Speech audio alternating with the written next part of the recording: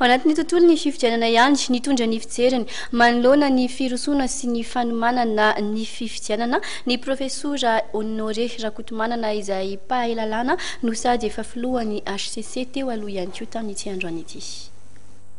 Misy ny lesoka hita tamin'ny fifidianana fihojiana voaloha hoy ny profesora Honoré Rakotomanana everina fa tokony hisy ny fitandremana ary tokony hisy ihany koa ny fandraisan'ny olom-pirenena andraikitra ao anatin'ny fiatriana ny fihojiana faharoa. Herinaratra koa moa zao dia hoe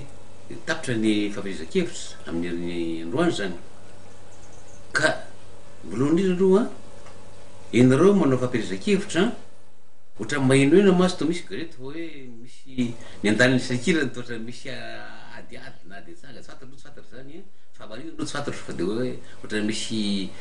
fahamarina any hoany zany ao ka azarina mihitsy zany fahamarina zany fa zao aleo samy manao fahaizan-kevitra ampilamina daholo tsika araka izay azo atao zany hoe ataovy amin'ny tena hoe ampiralahina mihitsy zany le izy ataovy ampihavanana mihitsy le izy zany satria ny filaminana mandrava tokany ny 20 Desambra anaovantsika ny fandatsaham-bato zay filaminana zay ny ala avrary lay fandatsaham-bato amin'ny 20 Desambra tokany 20 Desambra aoko sika samy mailo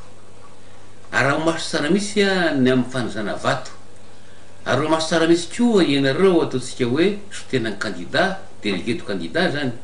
délégué de candidat no hoe ahoana ny fombafomba atao satria mba tsy hisy tsony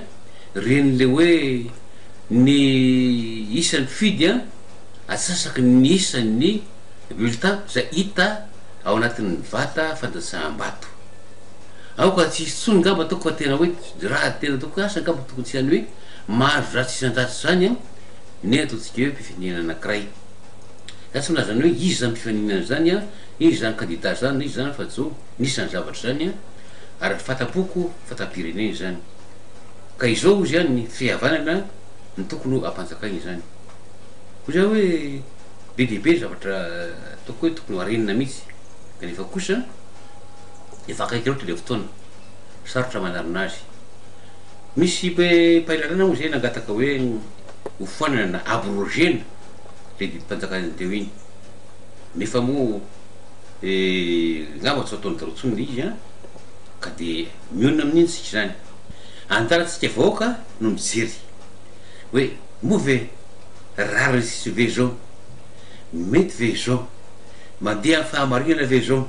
ahafahana mametraka repoblika fahaefatra mitomona sy fifanjimbiasana ara-demokratika tsy tokony hisy ny lalàna miovaova tokony hitovy daholo amin'ny fiahina ny fananany malagasy ary tokony hijoro am-pahamarinana ny CES ilaina ihany koa ny fitoniana ara-politika sy ny fitoniana ara-piarahamonina